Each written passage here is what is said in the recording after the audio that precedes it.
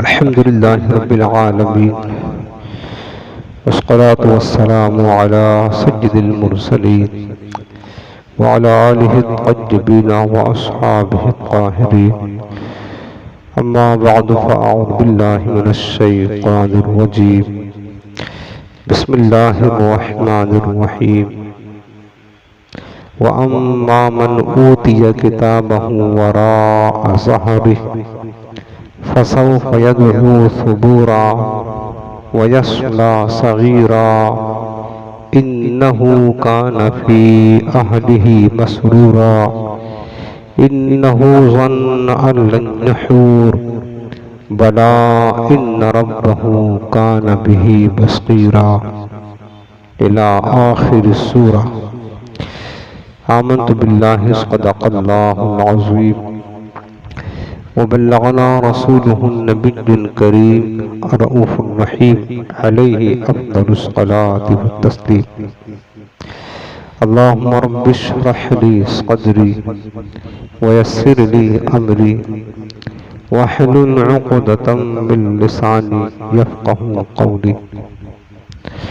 رسول کریم رؤوف الرحیم علیہ افضل الصلاۃ والتسلیم ارشاد فرماتے ہیں: صلوا علی فإن صلاتکم تبلغنی حیث کنتم. حضور نبی رحمت صلی اللہ علیہ وسلم ارشاد فرماتے ہیں کہ مجھ پر درود پاک پڑھو، جہاں کہیں رہو وہیں سے تمہارا درود میری بارگاہ میں پہنچتا ہے. سبحان اللہ. آج یہ نہایت محبت کے ساتھ دل لگا کر اپنے رحمت والے آقا کی بارگاہ میں گنبد خضرا کا پر نور تصور بسا کر درود و سلام کا نذرانہ پیش کریں.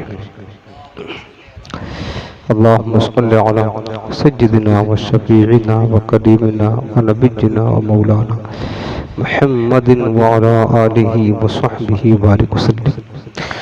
حاضرین محترم، ہفتہ واری درس تفسیر قرآن کا سلسلہ ہے اور قرآن عظیم کی سورۃ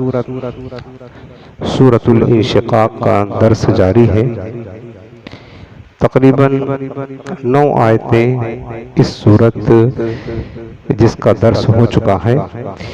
آج ہم شروع کریں گے آیت نمبر 10 سورۃ الانشقاق. لیکن اس سے پہلے ہم ربط ملانے کے لیے سرسری طور پر شروع سے اس کا ترجمہ سن لیتے ہیں. باقی تو تفسیر آپ نے پچھلے ہفتہ سن لیا ہے. اس کے بعد جو آج جہاں سے شروع کرنا ہے ہم انشاءاللہ تعالی وہاں سے پوری باقاعدہ تفصیل کے ساتھ میں اس کی تفسیر عرض کریں گے. اللہ پاک نے ارشاد فرمایا، اب دیکھیں صرف قرآن کا ترجمہ بھی آپ سنیں گے اور سمجھیں گے تو بھی بڑا لطف آتا ہے. فرمایا اذا السماء انشقت، جب آسمان پھٹ جائے گا، یہ قیامت کا بیان کیا. وَأَذِنَتْ لِرَبِّهَا وَحُقَّتْ، اور آسمان اپنے رب کا حکم سنے اور اس کو یہی حق ہے. وَإِذَا الْأَرْضُ مُدَّتْ، اور جب زمین دراز کی جائے گی یعنی پھیلائی جائے گی. وَأَلْقَتْ مَا فِيهَا وَتَخَلَّتْ، اور جو کچھ زمین کے اندر ہے سب نکال کر باہر پھینک دے گی اور خالی ہو جائے گی. وَأَذِنَتْ لِرَبِّهَا وَحُقَّتْ، اور وہ اپنے رب کا حکم سنے گی اور اس کی اطاعت کرے گی اور یہی اسے حق ہے. یا ایھا الانسان انک قادح الی ربک قدحا فملاقیہ، اے آدمی بے شک تجھے اپنے رب کی طرف ضرور دوڑنا ہے، پھر اس سے ملنا ہے. فَأَمَّا مَنْ أُوتِيَ كِتَابَهُ بِيَمِينِهِ، تو وہ جو اپنا نامہ اعمال داہنے ہاتھ میں دیا جائے. فَسَوْفَ يُحَاسَبُ حِسَابًا يَسِيرًا، اللہ پاک فرماتا ہے کہ ان قریب اس سے انتہائی آسان حساب لیا جائے گا، وَيَنْقَلِبُ إِلَىٰ أَهْلِهِ مَسْرُورًا، اور خوشی خوشی وہ اپنے گھر والوں کی طرف لوٹے گا۔ یہاں تک کی تفسیر ہو چکی تھی۔ آیت نمبر 10، وَأَمَّا مَنْ أُوتِيَ كِتَابَهُ وَرَاءَ ظَهْرِهِ، سب سے پہلے اللہ تعالیٰ نے ایمان والوں کا بیان کیا کہ بروز قیامت محشر کے میدان میں جب حساب و کتاب کے لیے سب آئیں گے تو ایمان والوں کا ذکر کیا کہ ایمان والوں کے داہنے ہاتھ میں ان کی زندگی بھر کا نامہ اعمال جو کچھ کیا تھا، اچھائیاں برائیاں، سب ان کے سیدھے ہاتھ میں دے دیا جائے گا۔ اور بروز قیامت سیدھے ہاتھ میں نامہ اعمال کا ملنا اس بات کی ضمانت ہوگی کہ یہ بندہ جنتی ہو گیا ہے، جنت میں جانے کی گویا کی سرٹیفکیٹ اس کو مل جائے گی، جس کے ہاتھ میں نامہ اعمال داہنے ہاتھ میں ملا۔ تو ان کا ذکر کیا، اب اس کے بعد ان کافروں کا ذکر کیا جا رہا ہے، ان جہنمیوں کا جن کا جہنم میں جانا طے ہے۔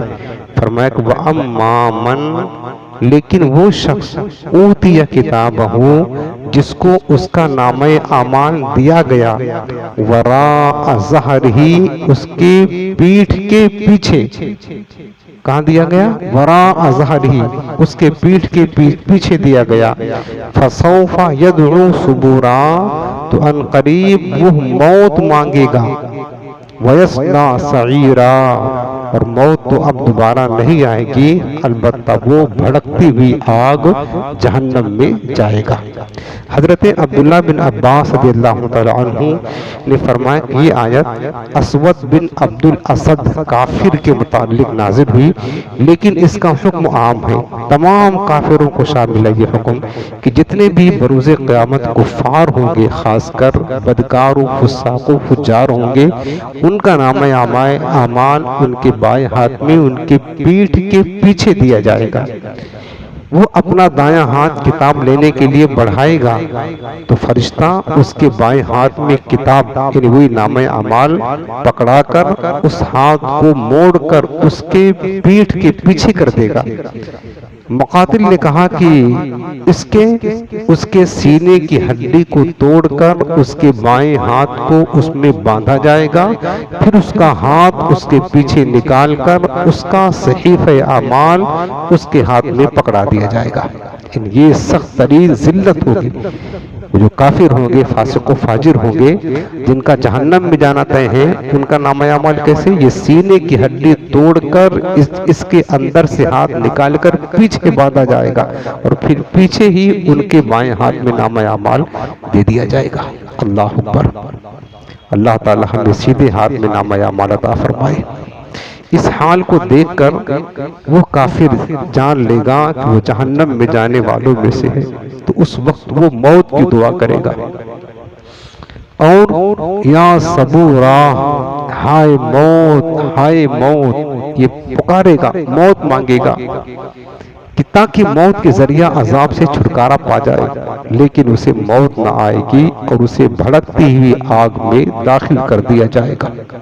میرے عزیزو، یہ اس کا حال ہوگا جو حالت کفر میں مرا ہو، اگرچہ زندگی بھر وہ مسلمان رہا ہو، لیکن خاتمہ کا اعتبار ہے، چونکہ کوئی بندہ زندگی بھر مسلمان رہے، موت کے وقت اللہ نہ کرے العیاذ باللہ ایمان چلا گیا اور کافر ہو کر مرا، تو اس کا بھی انجام یہی ہوگا جو قرآن بیان کر رہا ہے۔ ہر کافر کا انجام یہی ہوگا، ہر کافر کا انجام۔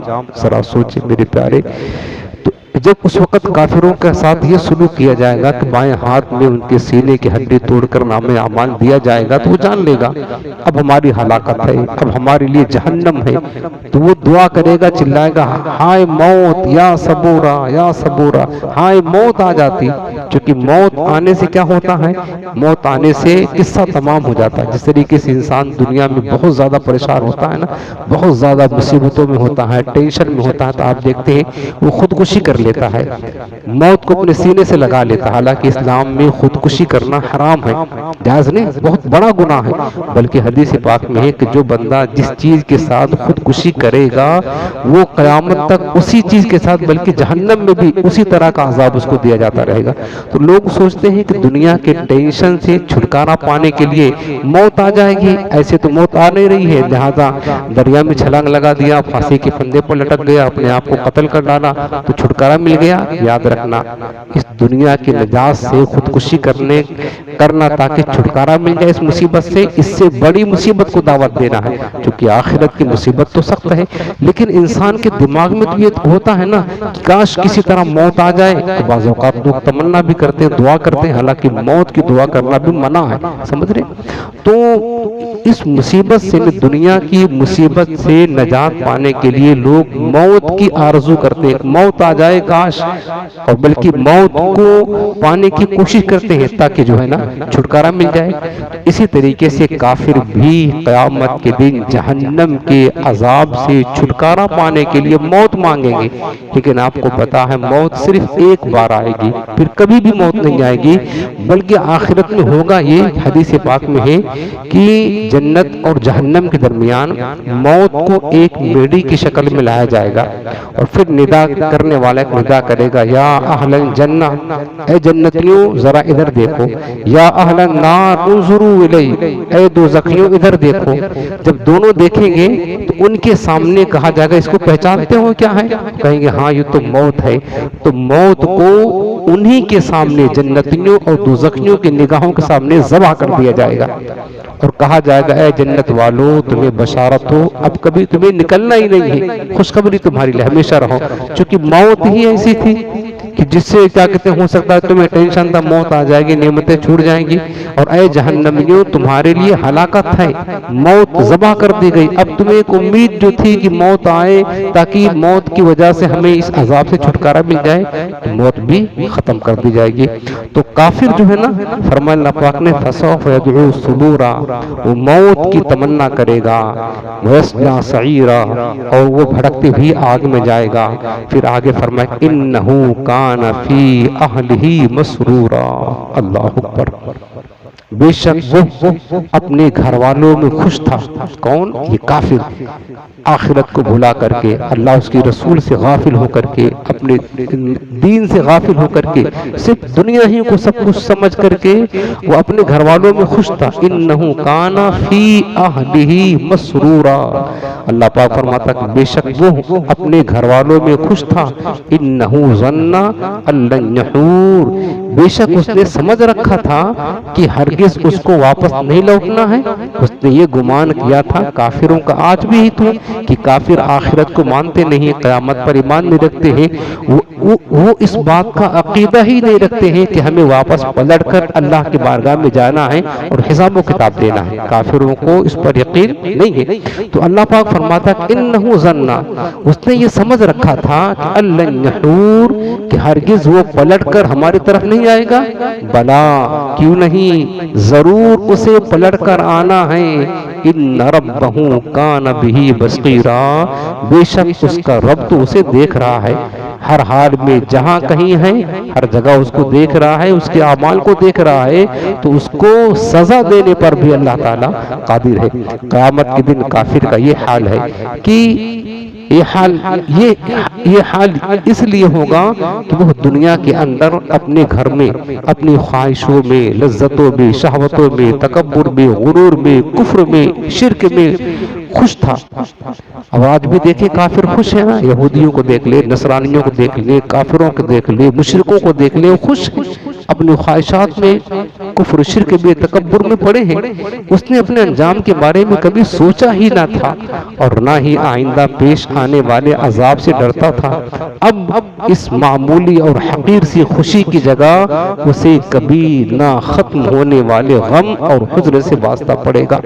اس نے یہ سمجھ رکھا تھا کہ وہ اپنے رب کی طرف نہیں لوٹے گا اور مرنے کے بعد دوبارہ نہ اٹھایا جائے گا، جیسا اس نے گمان کیا تھا ایسا ہرگز نہیں، بلکہ ضرور وہ اپنے رب کی طرف لوٹ کر جائے گا، اور مرنے کے بعد دوبارہ اسے اٹھایا جائے گا اور اس کے اعمال کا حساب کیا جائے گا۔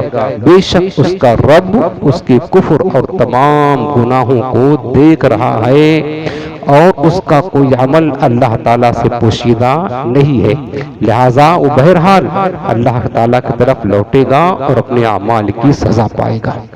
یہ کافروں کا حال ہے۔ لیکن میں بات مسلمانوں کی کرتا ہوں۔ مسلمان اگرچہ آخرت پر ایمان رکھتے ہیں، تو کیا مسلمانوں کی زندگی اس دور میں کافروں سے کچھ مختلف ہے؟ نہ۔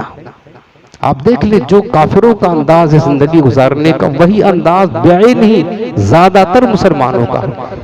مسلمانوں کو اس بات پر صرف ایمان ہے کہ ہاں ہمیں آخرت میں اٹھنا ہے، اللہ کی بارگاہ میں جانا ہے، لیکن پوچھو مسلمانوں، تم اس اللہ کی بارگاہ میں ملاقات کے لیے، حساب و کتاب کے لیے تیاری کیا کر رہے ہو؟ تو تیاری زیرو ہے، زیرو، کچھ بھی نہیں ہے۔ صبح جیسے کفار اٹھتے ہیں ویسے مسلمان اٹھتے ہیں نماز قضا کر کے۔ کافر صبح اٹھتے ہیں تو پھر وہ بھی اپنے کام کاج میں لگ جاتے ہیں، دن بھر اللہ سے غافل ہو کر کے۔ مسلمانوں کا حال ہی ہے، رات کو کام کاج سے آئے، کھا پی کر کے تھوڑا اپنے گھر والوں میں خوش رہے، اس کے بعد سو گئے، پھر صبح اٹھے کام کاج میں۔ تو یہی حال تو مسلمانوں کا۔ تو مسلمان بھی تو کچھ تیاری نہیں کر رہا ہے، تو مسلمانوں کا حال کافروں سے جدا نہیں ہے۔ تو مسلمانوں کو ڈر جانا چاہیے کہ آخرت سے غفلت انتہائی نقصان دہ ہے، اور ہم مسلمان ہیں۔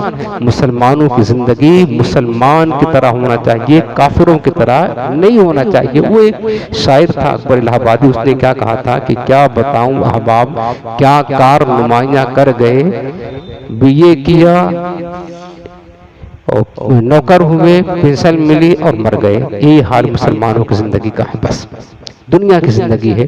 فرمایا جو شخص دنیا کے رنگینیوں میں مشغول ہو کر اپنی آخرت سے غافل ہو جائے اور اس کی بہتری کے لیے کوشش نہ کرے، وہ آخرت میں بہت نقصان اٹھائے گا، اور ایسا شخص دنیا میں بھی نقصان ہی اٹھاتا ہے۔ جیسا کہ حدیث پاک ہے، جامع ترمذی کتاب صفت القیامہ، حضرت انس بن مالک رضی اللہ عنہ سے روایت ہے، نبی کریم صلی اللہ علیہ وسلم نے فرمایا کہ جسے آخرت کی فکر ہو، اللہ تعالیٰ اس کا دل غنی کر دیتا ہے۔ اور اصل جو مالداری ہے نا، وہ مال کی نہیں، ظاہری نہیں، ہمارے پاس بینک بیلنس ہے، کوٹھیاں ہیں، بنگلے ہیں، مکان ہیں، جائیدادیں، یہ دولت نہ، اللہ تعالیٰ کی بارگاہ میں اس کی تو کوئی حیثیت ہی نہیں ہے۔ مچھر کے پر کے برابر بھی اس دولت کی حیثیت نہیں ہے۔ اصل جو مالداری ہے نا، اصل جو غنا ہے، غنا وہ دل کا غنا ہے۔ اگرچہ بیٹھا ٹوٹی چٹائی پر ہے، لیکن دل اس کا تمام چیزوں سے بے نیاز ہے، اور اللہ کی تھوڑی ہی روزی پر قناعت کرتا ہے، وہ بہت بڑا مالدار ہے، اپنے وقت کا بادشاہ ہے، بادشاہ۔ لیکن جس کے پاس خزانے بھرے پڑے ہیں، لیکن اس کا دل سکون میں نہیں ہے، اور لالچ اور طمع سے بھرا ہوا ہے، اور ہر دن ایک نئی نئی ترکیبیں دولت کمانے کی سوچتا ہے، ان کے مال پر قبضہ، ان کے مال پر قبضہ، کبھی ان کا حق دبایا، کبھی ان کا حق دبایا، کبھی ان سے قرض لیا، ان سے لیا۔ تو وہ بندہ تو فرٹیچر ہے، فرٹیچر، وہ مالدار نہیں ہے، کیونکہ اس کا پیٹ بھرتا ہی نہیں ہے، اس کا دل غنا نہیں ہے۔ دیکھو حدیث پاک میں میرے آقا فرماتے ہیں، جسے آخرت کی فکر ہو، اللہ تعالیٰ اس کا دل غنی کر دیتا ہے، اور اس کے بکھرے ہوئے کاموں کو جمع کر دیتا ہے، اور دنیا اس کے پاس ذلیل اور لونڈی بن کر آتی ہے۔ اور جسے دنیا کی فکر ہو، اللہ تعالیٰ اس محتاجی اس کی دونوں آنکھوں کے سامنے کر دیتا ہے، اس کے جمع شدہ کاموں کو منتشر کر دیتا ہے، اور دنیا کے مال سے بھی اسے اتنا ہی ملتا ہے جتنا اس کے مقدر میں ہوتا ہے، اس سے زیادہ ملتا نہیں ہے۔ البتہ اس کی محتاجی کبھی ختم نہیں ہوتی ہے۔ ایک دکان ہو گئی نا، وہ ایک ہی فکر ہے کہ دوسری دکان ہو جائے، دوسری ہو گئی تیسری ہو جائے، تھوڑا سے پروموشن ہوا، عہدہ ملا تو فکر ہے کہ اور مل جائے، دنیا کی ترقی چاہتا ہے۔ تو در حقیقت یہ اس کی محتاجی ہے کہ اس کا پیٹ بھرتا ہی نہیں ہے۔ اصل چیز کیا ہے؟ دل کا غنا ہے۔ اللہ بس ہمیں نصیب فرمائے۔ اور دوسری بات یہ ہے کہ کافروں کی جو صفت یہاں بیان کی گئی ہے، مسلمانوں کو چاہیے کہ مسلمان کافر سے ممتاز رہے، مسلمان اپنی زندگی اس طرح گزارے، اس طرح دنیا میں رہ کر کہ اس کا رب اس سے راضی ہو جائے، اور اپنی زندگی میں سوچے کہ ہماری زندگی کے انداز، زندگی گزارنے کے انداز کہیں کافروں کی طرح نہیں کہ کافر بھی آخرت کی تیاری نہیں، ہم بھی نہیں کرتے، کافر اللہ کی عبادت نہیں، ہم بھی نہیں کر رہے ہیں، کافر نماز نہیں پڑھتے، ہم بھی نہیں پڑھتے ہیں، کافر جھوٹ بولتے، ہم جھوٹ بول رہے ہیں، کافر عیاشیوں میں لگے، ہم بھی لگے ہیں۔ تو پھر کیا فرق ہے یار تمہارے اسلام لانے سے، مسلمانوں نے سے کیا فرق پڑتا ہے؟ تو میرے عزیزو، ہم مسلمان ہیں، ہمیں دیکھنا ہے کہ ہمارے نبی کی تعلیمات ہمارے سامنے ہیں، ہم اپنے آقا کی تعلیمات پر عمل کریں۔ جو اللہ نے ہمیں ایمان کی دولت دیا ہے، اس کا اظہار بھی ہمارے ظاہر اور باطن سے ہونا چاہیے۔ تو بہرحال یہ اس کی تفسیر تھی۔ اب اگلی آیت کریمہ ہے، اگلی آیت ہے آیت نمبر 16 فلا اقسم بالشفق. سبحان اللہ، قرآن کا انداز دیکھیں. پہلے آپ ترجمہ سنیں، اس کے بعد میں تفسیر سناتا ہوں. فرمایا فلا اقسم بالشفق، مجھے قسم ہے شام کے اجالے کی، واللیل وما وسق، اور رات کی قسم اور جو چیزیں اس میں جمع ہوتی ہیں اس کی قسم، والقمر اذا اتسق، چاند کی قسم جب وہ پورا ہو جائے، لترکبن طبقا عن طبق، تم ضرور بضرور منزل بمنزل چڑھو گے، یعنی ایک حالت سے دوسری حالت کی طرف لوٹو گے. یہ آیت کریمہ کا ترجمہ. اب جو فرمایا کہ فلا اقسم بالشفق، اللہ فرماتا کہ مجھے قسم ہے شفق کی. شفق کیا ہے؟ تو امام اعظم ابو حنیفہ رحمۃ اللہ علیہ کے نزدیک شفق سے مراد وہ اجالا ہے جو آسمان میں مغرب کی جانب سرخی ختم ہونے کے بعد شمال اور جنوب کی طرف نمودار ہوتا ہے، اور اس اجالے کے غائب ہونے پر آپ کے نزدیک مغرب کی نماز کا وقت ختم ہو جاتا ہے اور عشاء کا وقت شروع ہو جاتا ہے. یہ کثیر صحابہ، تابعین اور تبع تابعین کا قول ہے. یعنی آپ کبھی غور نہیں کیا ہوگا، آج کل غور کریں کہ جب سورج غروب ہو جاتا ہے مغرب کے بعد دیکھیں گے آسمان میں نگاہ اٹھا کر تو ایک سرخی جو ہے نا ظاہر ہوتی ہے آسمان میں. سرخی ظاہر تھوڑی دیر کے بعد وہ سرخی رہتی ہے، اس کے بعد وہ غائب ہوتی ہے، پھر سفیدی آتی ہے. وہ جو سفیدی آتی ہے سرخی کے بعد امام اعظم فرماتے ہیں کہ اسی کا نام شفق ہے. اور وہ سفیدی جب تک رہتی ہے مغرب کا ٹائم رہتا ہے، جیسے ہی سفیدی ختم ہوتی ہے مغرب کا ٹائم ختم ہو جاتا ہے. جبکہ بعض علماء مثلاً امام شافعی کے نزدیک سورج غروب ہونے کے بعد جو سرخی آتی ہے آسمان میں پھیلتی ہے، اسی سرخی کو شفق کہا جاتا ہے، اور اسی کے غائب ہونے سے مغرب کے نماز کا وقت امام شافعی کے نزدیک ختم ہو جاتا ہے.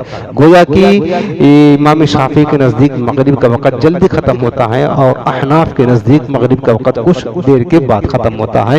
اس کو شفق بولتے ہیں. تو اللہ تعالیٰ نے اس کی قسم ارشاد فرمائی. کیوں؟ چونکہ ہم نے بتایا تھا کہ اللہ تعالیٰ نے بہت ساری چیزوں کی قسم قرآن عظیم میں ارشاد فرمائی ہے اس کی عظمت کو بتانے کے لیے. چونکہ یہ ساری چیزیں اللہ تعالیٰ کی قدرت کا، اللہ کی مصنوعات کا شاہکار ہیں، اللہ کی قدرت پر دلالت کرتے ہیں. تو اب ان چیزوں کو دیکھ کر بندہ اللہ تعالیٰ کی معرفت حاصل کرتا ہے.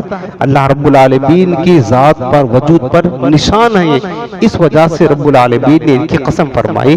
فرمایا واللیل وما وسق فلا اقسم بالشفق، مجھے قسم ہے شام کے اجالے کی، وہی جو آسمان میں سرخی یا سفیدی کی. واللیل وما وسق، لیل کہتے ہیں رات کو، رات کی قسم، وما وسق، اور جو چیزیں، ان چیزوں کی قسم جنہیں رات جمع کرتی ہے، رات جمع کرتی ہے. اب ان چیزوں سے مراد کیا ہے؟ ان چیزوں سے مراد علماء فرماتے ہیں یا تو جانور ہیں جو کہ دن میں منتشر ہوتے ہیں، جانور اپنے رزق کے لیے بھاگ دوڑ کرتے ہیں اور رات میں اپنے اپنے گھونسلے میں، اپنے اپنے آشیانے میں آ کر کے جمع ہو جاتے ہیں. رات سب کو سمیٹ دیتی ہے نا، اور رات میں اپنے آشیانوں کی طرف، آشیانوں کی طرف چلے آتے ہیں. یا دن سے مراد، یا ان سے مراد وہ اعمال ہیں جو رات میں کیے جاتے ہیں، جیسے تہجد کی نماز ہے، یہ رات میں ادا کی جاتی ہے. یا اس سے مراد تاریکی اور ستارے ہیں کہ یہ رات میں جمع ہوتے ہیں. بہرحال کئی تفسیریں اس کی ہیں کہ وما وسقا، کہ رات کی قسم اور جو چیزیں رات میں جمع ہوتی ہیں. بہت ساری چیزیں ایسی ہیں جو صرف رات میں ہوتی ہیں، دن میں ان کا وجود نہیں ہوتا. ستارے رات میں نکلتے ہیں، چاند رات میں نکلتے ہیں، تہجد رات میں ہوتی ہے. اسی طریقے سے لوگ جو دن بھر منتشر ہوتے ہیں، جانور منتشر ہوتے ہیں، چرند و پرند ادھر ادھر بکھرے ہوتے ہیں، رات میں آ کر کے سب جمع ہو جاتے ہیں. تو یہ بھی اللہ تعالیٰ کی ایک عظیم قدرت ہے، نظام کائنات الہی ہے، اللہ تعالیٰ کی کائنات کا ایک نظام ہے. تو اس لیے اللہ نے ان کی قسم ارشاد فرمائی. واللیل والقمر، قمر کہتے ہیں چاند کو. فرمایا واللیل وما وسق، رات کی قسم اور جو چیز رات میں جمع ہو جائے. والقمر اذا اتسق، رات اور چاند کی قسم. قمر کہتے ہیں چاند کو. اذا اتسق، جب مکمل ہو جائے، پورا ہو جائے، یعنی چاند کا نور جب کامل ہو جاتا ہے. اور چاند کا نور ایام 20 یعنی قمری مہینے کی 13ویں، 14ویں اور 15ویں رات میں کامل ہوتا ہے. آپ دیکھیں گے 14ویں رات کا چاند مثال دیتے بہت خوبصورت ہوتا ہے، مکمل طور سے گول ہو جاتا ہے. چاند جب نکلتا ہے شروع مہینے میں تو باریک ہوتا ہے، اس کی روشنی، اس کا نور کامل نہیں ہوتا ہے، لیکن 13 14 15 تک پہنچتے پہنچتے کیا حال ہوتا ہے؟ چاند بالکل اپنی جوانی پر ہوتا، شباب پر ہوتا ہے، اور اس کا نور مکمل ہو جاتا ہے۔ اور یہ بھی تو میرے رب کی قدرت کی عظیم نشانی ہے نا، کون بنا سکتا ہے ایسا بتائیں؟ رب کے سوا کوئی بنا سکتا ہے؟ نہیں۔ تو فرمایا والقمر اذا اتسق، چاند کی قسم جب وہ مکمل ہو جائے، لترکبن طبقا عن طبق، فرمایا کہ تم ضرور بضرور چڑھو گے، لترکبن من سوار ہونا، چڑھنا، طبقا عن طبق، منزل بمنزل، منزل بمنزل۔ مفسرین کے نزدیک اس آیت میں عام انسانوں سے خطاب ہے، یعنی اللہ تعالیٰ نے انسانوں سے فرمایا کہ اے انسان تم ایک منزل سے دوسری منزل کی طرف چڑھو گے، اور اس سے مراد یہ ہے کہ اے لوگوں تمہیں ایک حال کے بعد دوسرا حال پیش آئے گا۔ انسان ہمیشہ ایک حال میں نہیں رہتا۔ ابھی آج ہماری عمر کتنی ہے؟ 25 برس پہلے پیچھے جائے تو ہم کیا تھے؟ 30 برس پیچھے جائیں تو کیا تھے؟ ہم ماں کے پیٹ میں تھے تو ہم کیا تھے؟ حالت بدلا نا۔ اور اگر زندگی سلامت رہی تو 20 برس کے بعد ہمارا حال کیا ہوگا؟ آنکھوں کی روشنی بھی کم ہو جائے گی، اعضاء بھی مطلب سست ہو جائیں گے، کمزور ہو جائیں گے۔ تو یہ حالت انسان کی چینج ہوتی ہے نا۔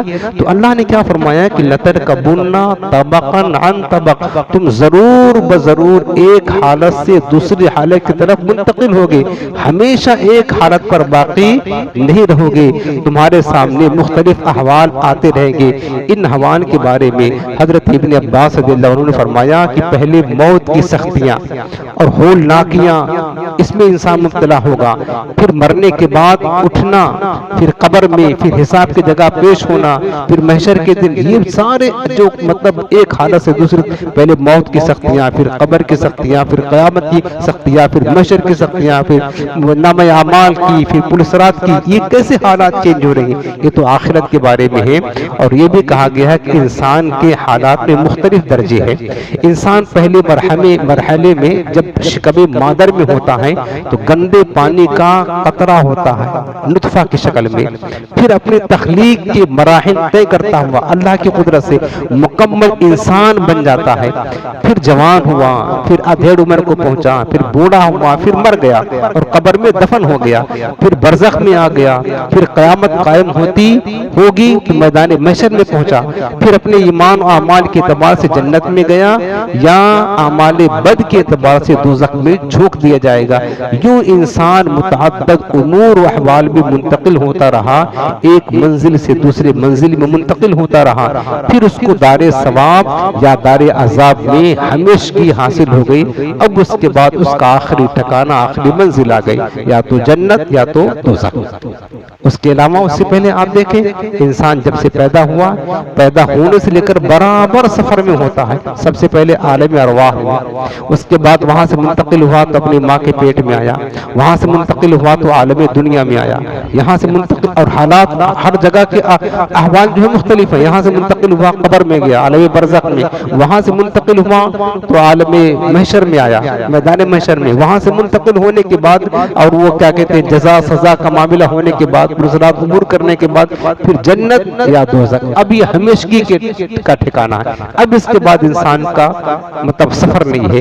تو گویا کہ جو اللہ نے فرمایا کہ لترکبن طبقا عن طبق، در حقیقت یہ اللہ تعالیٰ نے انسانی سفر کا بیان فرمایا کہ انسانوں یہ مت سمجھو کہ تم کو دنیا میں بھیج دیا تو جا کر عیش کے ساتھ ایسا گھر بناؤ جیسا کہ تمہیں مرنا ہی نہیں ہے، اس طرح زندگی مت گزارو، تمہارے حالات منتقل ہوتے رہیں گے، تمہارے احوال چینج ہوتے رہیں گے، لہٰذا جو تمہارا اصلی گھر ہے جہاں کے بعد تمہارے احوال چینج نہیں ہوں گے، تبدیل نہیں ہوں گے، ہمیشگی اور قرار مل جائے گا، تم اس کی تیاری کرنے کے لیے لگ جاؤ، اس کی تیاری کرنے لگ جاؤ۔ فرمایا لترکبن طبقا عن طبق، تم ضرور بضرور جو ہے نا ایک درجہ سے دوسرے درجہ، ایک حالت سے دوسری حالت طرف چڑھتے رہو گے۔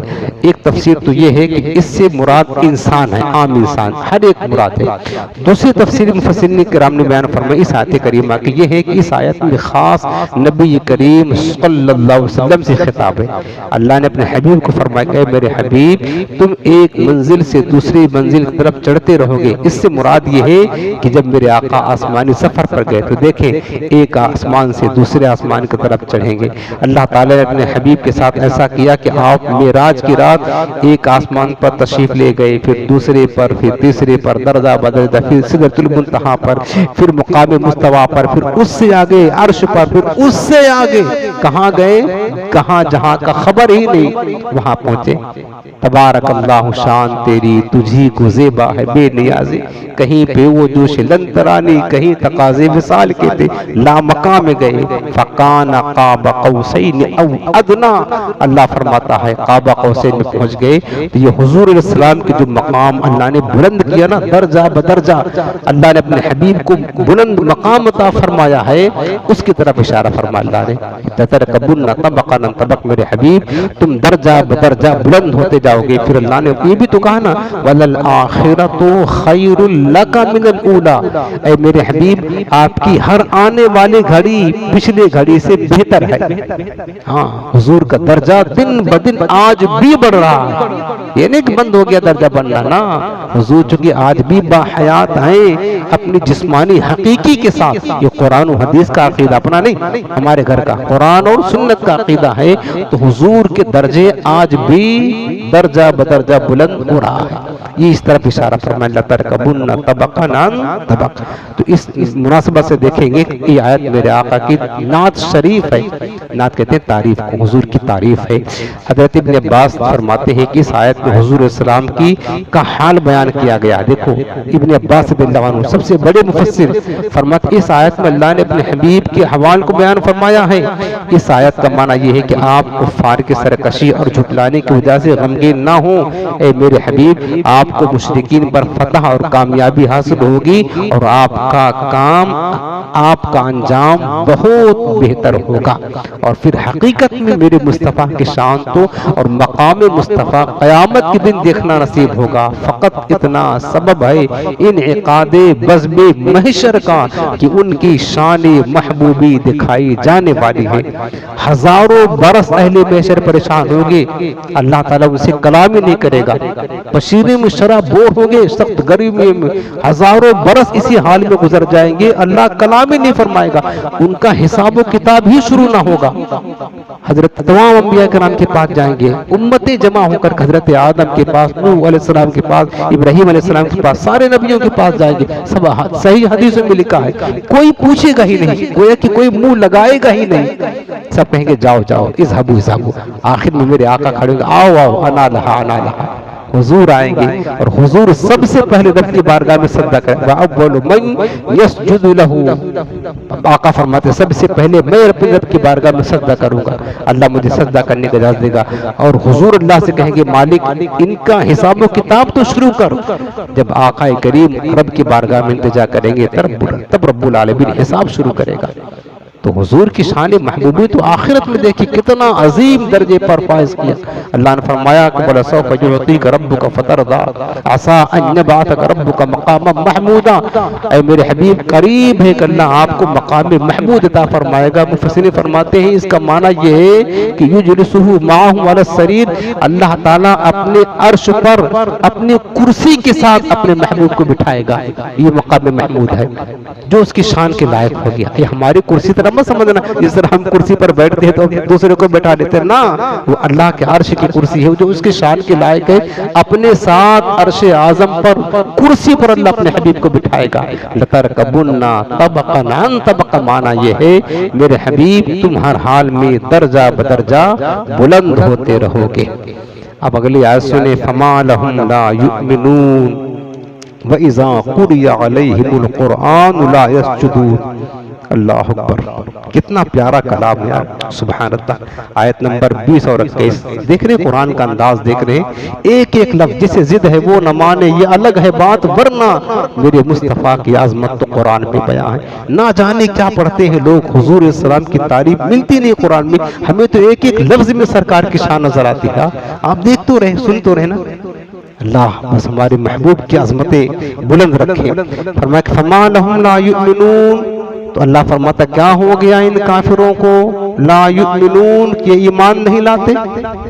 اللہ فرماتا ہے کیا ہو گیا ان کافروں کو کہ ایمان نہیں لاتے. یعنی اس سے پہلی آیات میں جن چیزوں کی قسم ارشاد فرمائی گئی نا، فلا اقسم بالشفق، مجھے قسم ہے شام کے اجالے کی، واللیل وما وسق، رات کی قسم جو اس میں سما جائے، والقمر اذا اتسق، چاند کی قسم جب مکمل ہو جائے، لترکبن طبقا عن طبق. انداز قرآن دیکھیں، تم ضرور میرے حبیب طبقہ بطبقہ چڑھتے رہو گے.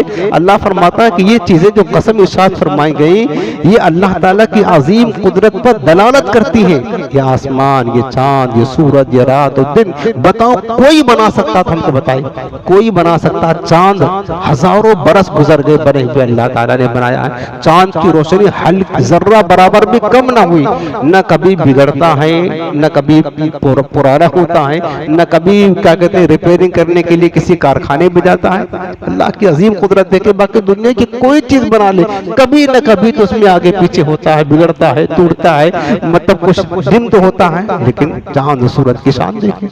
تو یہ بتایا گیا ہے کہ دیکھیں نا ان کافروں کی سرکشی دیکھیں کہ یہ چیزیں جو اللہ نے بیان فرمائی کہ اللہ تعالیٰ کی عظیم قدرت پر نشانیاں ہیں، اور ان چیزوں کو دیکھ کر کسی عقل مند کے لیے اللہ تعالیٰ پر ایمان لانے کے سوا کوئی اور چارہ ہی نہیں، ایمان لانا ہی لانا ہے اس پر.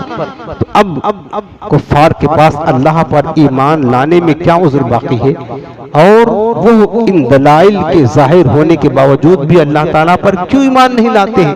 سب دیکھ رہے ہیں نا، سب دیکھ رہے کہ اللہ تعالیٰ کی شان ہر طرف بکھر ہوئی ہے، ہر چیز میں اللہ تعالیٰ کی شان کا زور ہو رہا ہے. یہ سب کچھ دیکھنے کے بعد فرمایا اللہ نے فما لہم لا یؤمنون، ارے ان کافروں کو کیا ہو گیا کہ ایمان پھر بھی نہیں لاتے ہیں؟ میری اتنی عظیم قدرت کے دلائل موجود ہیں ان کے سامنے، روشن نشانیاں ہیں، یہ دیکھ رہے دنوں رات پھر بھی ایمان نہیں لاتے ہیں. وَإِذَا قُرِئَ عَلَيْهِمُ الْقُرْآنُ لَا يَسْجُدُونَ، اللہ فرماتا اور جب ان پر قرآن پڑھا جاتا ہے تو سجدہ بھی نہیں کرتے ہیں اللہ کے لیے. وَإِذَا قُرِئَ عَلَيْهِمُ الْقُرْآنُ، اور جب ان پر قرآن پڑھا جاتا ہے لَا يَسْجُدُونَ تو سجدہ نہیں کرتے ہیں. اس آیت کریمہ کا شأن نزول یہ ہے کہ جب سورہ اقرا پڑھ اقرا بسم ربک الذی خلق، اس میں آخر میں آیت سجدہ ہے. جب میرے آقا کریم نے وسجد وقترب پڑھی تو حضور نے پڑھا تو سرکار نے اور تمام مومنین نے سجدہ کیا، چونکہ وہ آیت سجدہ اس میں ہے، سجدہ تلاوت. آپ کے ساتھ جو ہے نا جو مومنین تھے انہوں نے بھی سجدہ کیا. البتہ کفار قریش نے سجدہ نہ کیا. حضور نے سجدہ کیا اور صحابہ نے سجدہ کیا اور سامنے کفار بھی موجود تھے، انہوں نے بھی سنا لیکن وہ سجدہ نہ کیا. ان کے اس فعل کی مذمت میں آیت نازل ہوئی اور فرمایا گیا کہ جب کفار کے سامنے قرآن پڑھا جاتا ہے تو وہ سجدہ تلاوت کیوں نہیں کرتے ہیں جبکہ میرے محبوب علیہ السلام سجدہ تلاوت کرتے ہیں.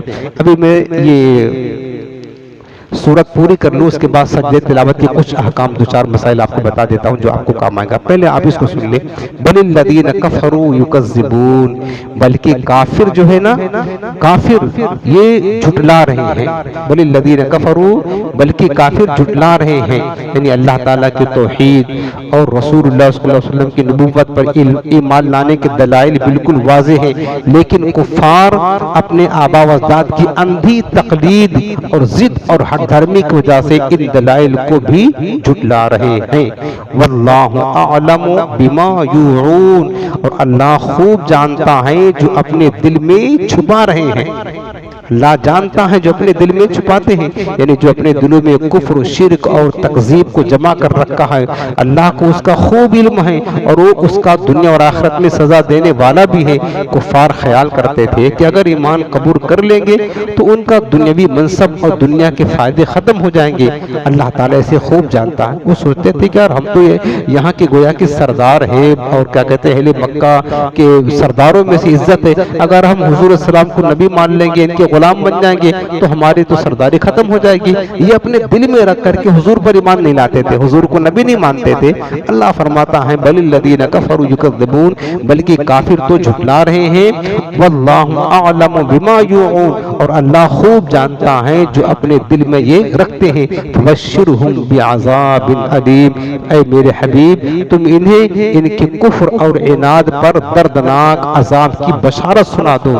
مگر ان میں الا الذین آمنوا وعملوا الصالحات لهم اجر غیر ممنون، مگر ان میں جو لوگ کفر سے توبہ کر کے سچے دل سے ایمان لے آئے اور انہوں نے اچھے اعمال کیے تو ان کے لیے آخرت میں وہ ثواب ہے جو کبھی ختم نہ ہوگا بلکہ ہمیشہ رہے گا۔ اس سے معلوم ہوا کہ کفار کے ایمان قبول نہ کرنے کی ایک وجہ یہ تھی انہیں اپنے دنیاوی منصب ختم ہوتے اور دنیا کے فائدے ختم ہونے کا خوف تھا۔ اس سے مسلمانوں کو بھی اپنی حالت پر غور کرنا چاہیے جو دنیا کی عزت و دولت اور مرتبے ختم ہونے کے خوف سے اسلام کی تعلیمات اور اسلام کے حکامات پر عمل کرنے سے خود بھی دور بھاگتے ہیں اور اپنے اولادوں کو بھی دور رکھتے ہیں، اور فقط اور کبھی نماز پڑھ لینا یا تھوڑا اللہ اللہ کر لینا اپنی آخرت کے میں نجات کا ذریعہ سمجھتے ہیں، انہیں بھی غور و فکر کرنا چاہیے کہ کافروں کا جو یہ طریقہ ہے اس طریقے سے مسلمانوں کو دور رہنا چاہیے۔ فرمایا فبشرہم بعذاب علیم، میرے حبیب تم انہیں دردناک عذاب کی بشارت دے دو۔ ہاں الا الذین آمنوا وعملوا الصالحات، مگر وہ لوگ جو ایمان لائے اور اچھے اعمال کیے ان کے لیے بے پناہ اجر ہے، یعنی اتنا اجر ہے جو کبھی ختم نہ ہوگا۔ تو آج آپ نے جو یہ سورت سنی ہے، سورت تو مکمل ہو گئی، اس میں آیت نمبر 21 یہ ہے سجدہ آیت تلاوت۔ اس کو سننے سے یا پڑھنے سے سجدہ تلاوت واجب ہو جاتا ہے، ہم پر بھی واجب ہو گیا ہے اور آپ پر بھی واجب ہو گیا، تو بعد میں یہاں سے فری ہونے کے بعد ایک مرتبہ سجدہ تلاوت کر لینا۔ اس کا طریقہ یہ ہوتا ہے کہ مستحب یہ ہے کہ آپ کھڑے ہو جائیں اور دل میں نیت یہ ہو کہ میں سجدہ تلاوت جو بھی میں نے آیت پڑھی یا سنی ہے اس کا سجدہ کرنے جا رہا ہوں، اللہ اکبر کہتے ہوئے ہاتھ اٹھانے کی ضرورت نہیں، اللہ اکبر کہتے ہوئے سجدے میں جائیں، بس ایک بار سجدہ کریں، پیشانی زمین پر رکھیں جس طرح آپ نماز کا سجدہ کرتے ہیں، اس کے بعد اللہ اکبر کہتے ہوئے کھڑے ہو جائیں، یہ آپ کا ایک سجدہ تلاوت ہو گیا۔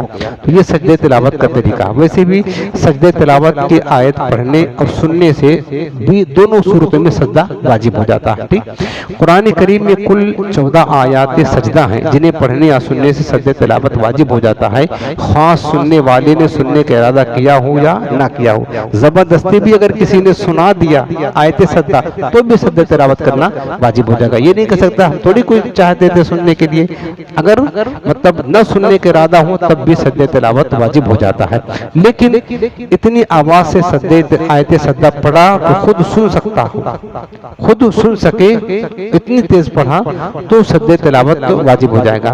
ہاں اگر اتنی آواز سے آیت سجدہ پڑھے کہ وہ خود سن سکتا تھا مگر شور و گل یا بہرے ہونے کی وجہ سے نہ سنی تو بھی سجدہ تلاوت واجب ہو گیا۔